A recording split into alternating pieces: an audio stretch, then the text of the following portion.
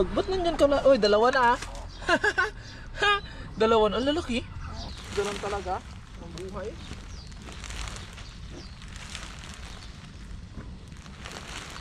Yeah.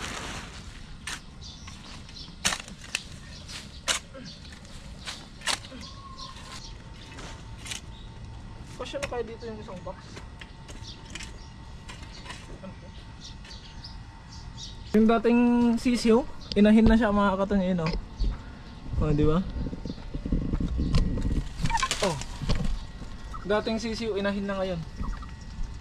Ay, nilagay lang natin dito sa gedli-gedli. Tapos sila na bahalang maglalagay niyan mga katunying dyan sa loob. So, tapos na tayo dito mga katunying at mayroon na tayong dalawang itlog. Mayroon na tayong dalawang itlog. Pero naman talaga tayong dalawang itlog ah. Hindi naman na siya baby. Adult na siya, hindi na siya baby. Hindi na siya bibi. Hindi na siya baby. Ano ba? Hindi na siya bibi.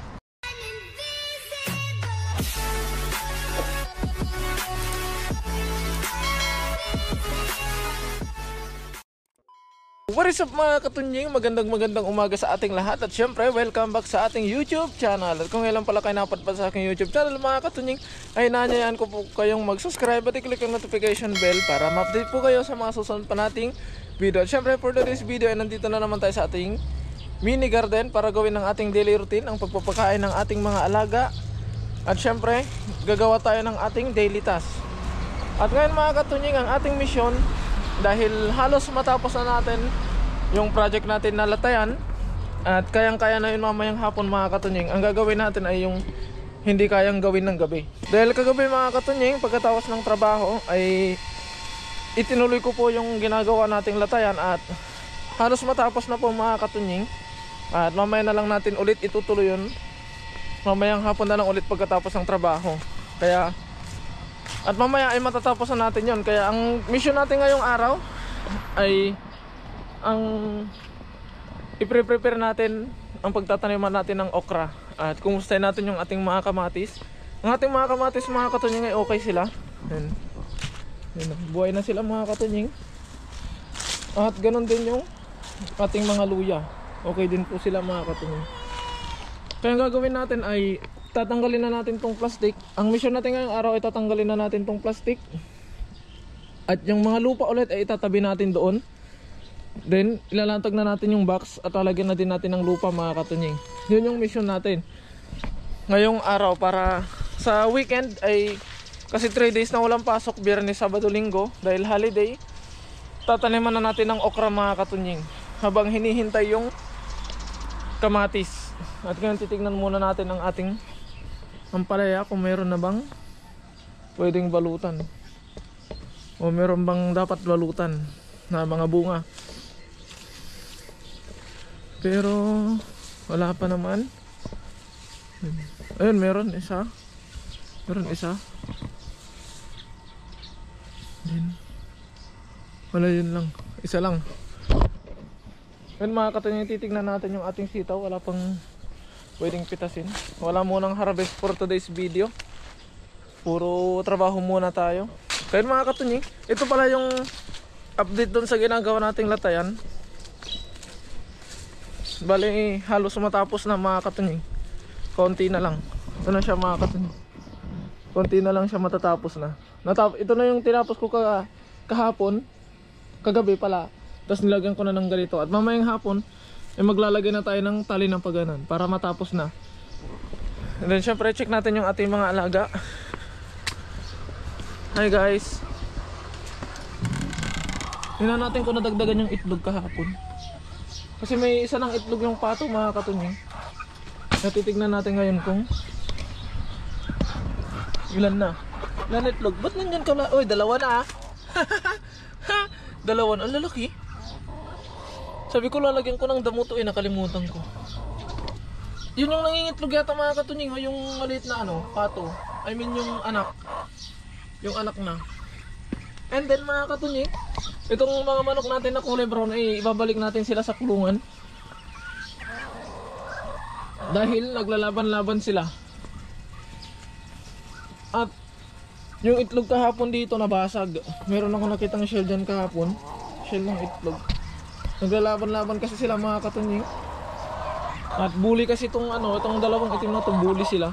Binubuli nila yung mga brown natin. Kaya ang gagawin natin, yung mga brown natin ay ibabalik natin sila sa kulungan mga katunying. Kaya tara na mga katunying, gagawa na tayo ng sisig.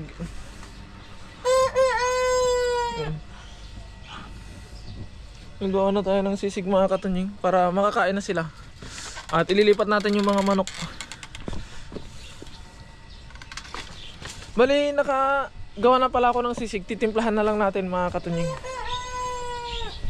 Gumawa na ako kagabi para hindi na natin gawin ngayong umaga at makagawa tayo ng iba pang trabaho. Bali, ito na yung nagawa kong sisig. Okay. Yan. Ito na siya mga katunying, kalahating balde. Sinipag. Napadami yung gawa. Kausap ko kasi sila mama ko kagabi habang nagtsatsa ako ng sisig natin. Hindi ko namamalayan, kalahating balde na pala. So, nilagay na natin yung kanin mga katunying. Halos puno na, wala pang darak. Kaya lalagyan na natin ng darak kahit 2 takal lang mga katunying. Kaya tara, lagyan na natin, tapos umekos-mekos na natin, and then isa-serve na natin. SG. Ayun mga katunying, mekos-mekos na natin. Pasensya na kayo sa boses natin dahil medyo hindi tayo okay. Pero kayang-kaya naman. Mekos-mekos. Halos mapuno mga katunying, oh. Marami-rami.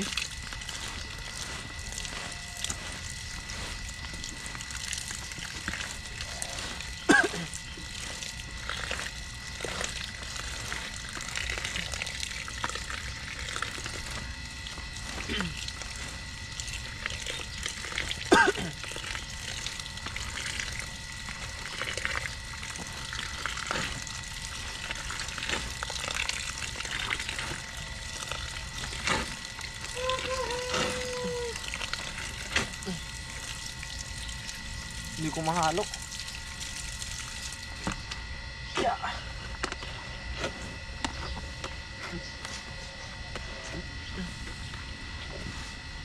Kailangan nating haluin mabuti itong mga katunying para yung darak ay mapunta sa ilalim.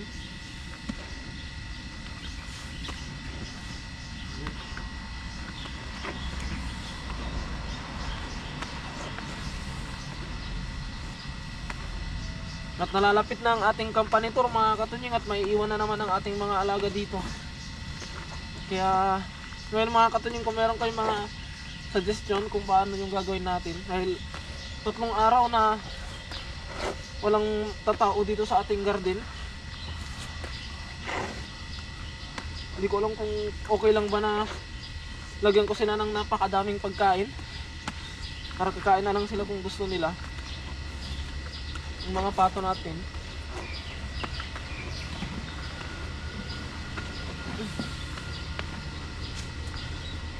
yun.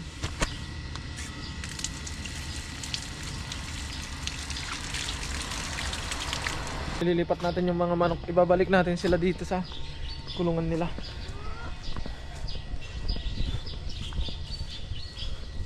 Bali, bago pala tayo magpakain mga katunying, ililipat ko muna sila para hindi magkagulo.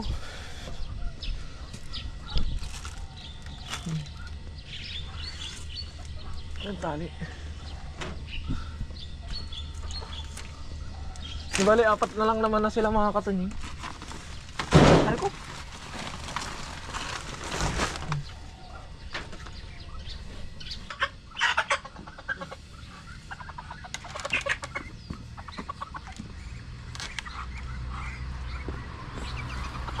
Atin mga katunying, ilipat na natin sila. Kaya, uy! Ilipat ko lang yung manok, kumakain na kayo. Yung mga katunying, dahil nababasag yung itlog doon sa manukan. Naglaaway-away kasi sila.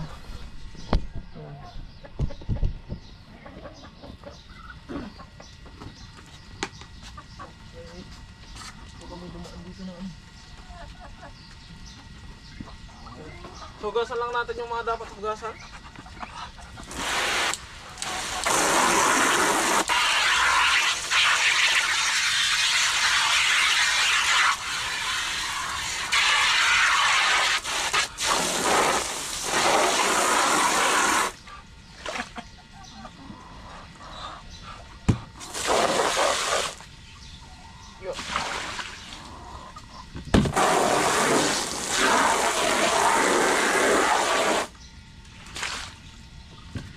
ganun din dito sa loob. Excuse me. Sige na. Sige. Yeah.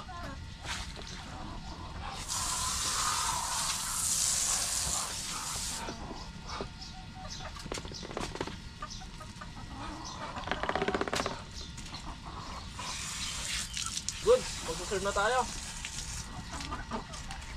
Unahin muna natin yung mga manok. Ay ko! Wait lang ah. Nakakagulat ka naman. Saglit lang, saglit lang. Dito muna tayo sa mga manok, mga kapatid. Parang dito na magkagulat. Lagyan muna natin konti. Then, muna pa kayong tubig. Okay. Dito na, dito na. Dito. Dito yung maya.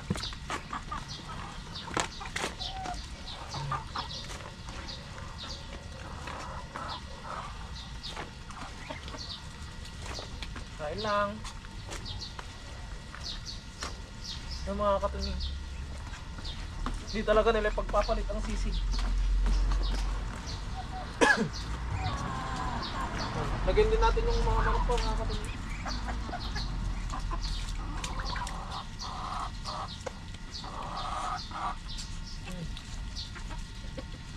Ang kakak-kakak.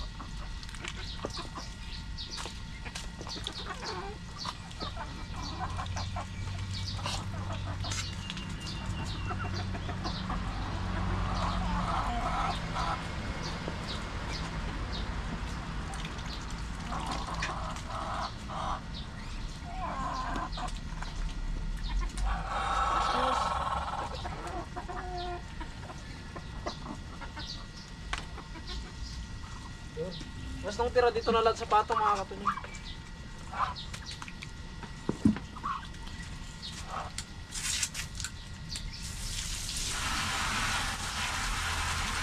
Uy, huwag naman ganyan ah. Huwag niyo wisik-wisik ah. Dagdagan lang natin yung tubig.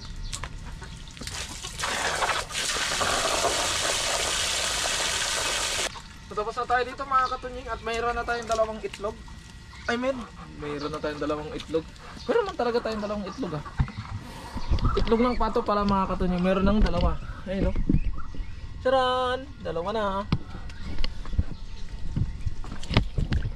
Kaya ngayon next natin ay proceed na tayo sa ating mission. Yun ay ang tatanggalin natin yung mga plastic at itatabi natin yung lupa. Yan, tatabi natin yung lupa para may latag na natin yung ating box, mga katunying. Pero siyempre limitado lang yung oras natin ngayong araw. Hindi tayo pwedeng magtagal dito sa garden. Huli na natin. Sayang ang effort. Ito talaga ang buhay.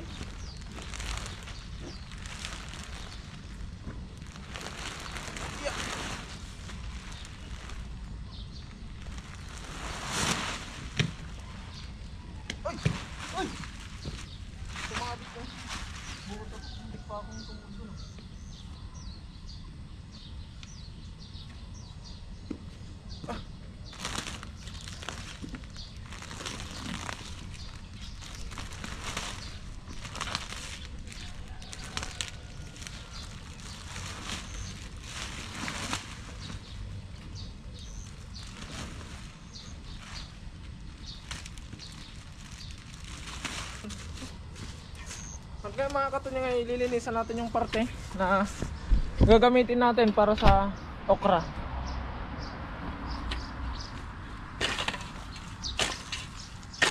Tatabi natin yung lupa.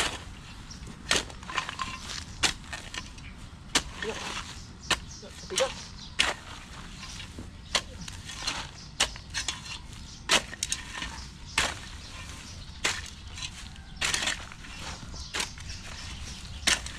Magagamit pa natin itong lupa, mga katunying. Ito yung ilalagay natin sa box, doon sa box natin, mga katunying.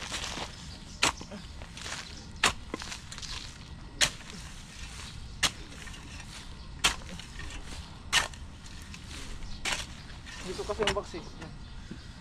Maglagay lang tayo ng konting distansya dito sa basta makadaan lang yung tao para magpitas.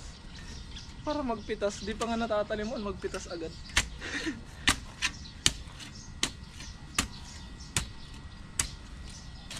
Yun.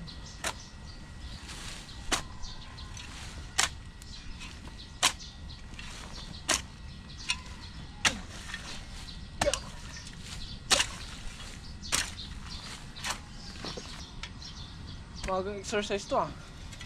Hindi saan lang natin makakatuloy dahil limitado lang yung oras natin.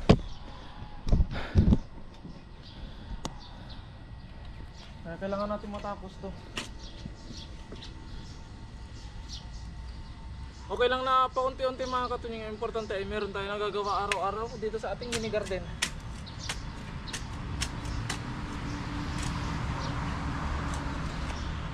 Dahil sabi nga nila, wala tayong magagawa kung wala tayong gagawin. Kaya mas okay nang meron tayong ginagawa kahit paunti-unti.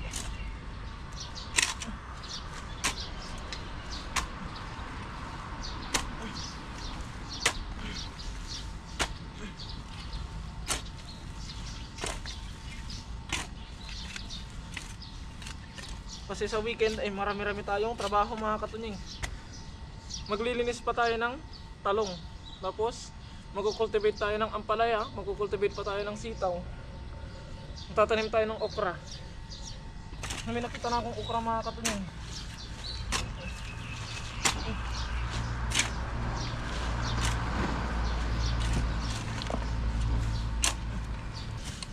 Yun.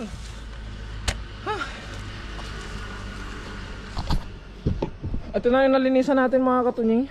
Yan. Malinis na. Ilalatag na lang natin yung box. At kaya naman mga katunying ay kukuha tayo ng dahon ng saging na tuyo. Tuyong dahon ng saging. Sumisilip yun oh. Yan. Nagdidilig. Nagdidilig ng kanyang mga halaman. Ngayon ay kukuha tayo ng tuyong dahon ng saging para ilagay natin doon sa pugad. Pugad ng ating mga alagang pato. Dahil meron na tayong bagong inahin mga katunying. Sabi-sabi ko.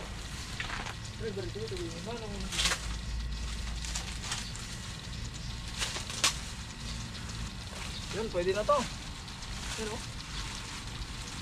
Tara mga katunying, samahan nyo kung ilagay to doon. Grabe. Aga-aga pang init-init na.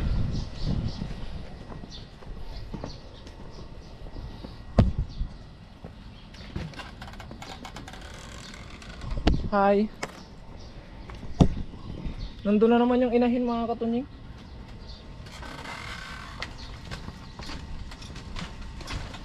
Yung dating sisiyo, inahin na siya mga katunying, no? Oh, di ba? Oh. Dating sisiyo, inahin na ngayon.